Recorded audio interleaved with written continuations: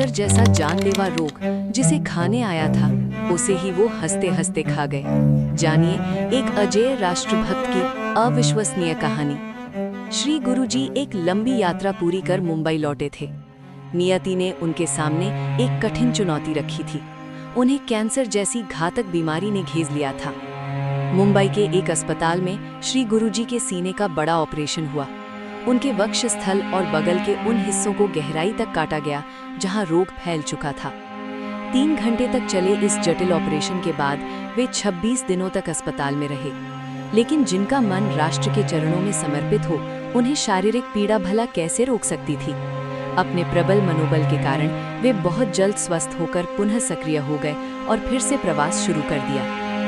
प्रवास के दौरान कभी उन्हें तेज बुखार आता तो कभी वह बेहोशी की स्थिति में पहुंच जाते। फिर भी संघ कार्य निर्बाध चलता रहा।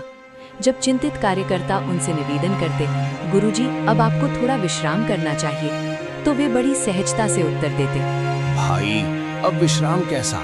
परीक्षा के अंतिम आधे घंटे में छात्र जैसे तेजी से उत्तर लिखता है, वैसे ही मुझे भी कम समय में बहुत सारा कार्य पूरा करना है।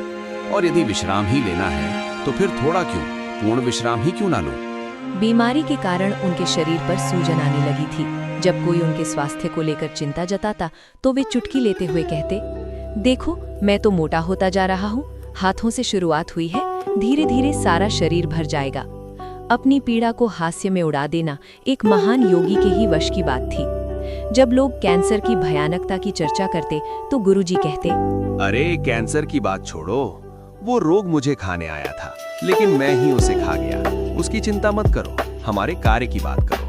मृत्यु सामने खड़ी थी, पर गुरुजी शांत थे। वे अपनी दिनचर्या, बौद्धिक वर्ग और बैठकों में वैसे ही लीन थे जैसे पहले हुआ करते थे। श्री गुरुजी का मानना था कि ये देह केवल एक साधन है। जब तक इसका उपयोग समाज के लिए हो सके, तभी तक इसकी चिंता करनी चाहिए। अनुपयोगी शरीर को केवल सहेज कर रखना शक्ति और समय का अपव्यय है। सीख: ये कहानी हमें सिखाती है कि शरीर नश्वर है, पर हमारा कर्तव्य और विचार अमर है। श्री गुरुजी ने अपने कष्टों को गौण और राष्ट्र कार्य को सर्वोपरि रखकर हमें निष्काम कर्मयोग का मार्ग दिखाया।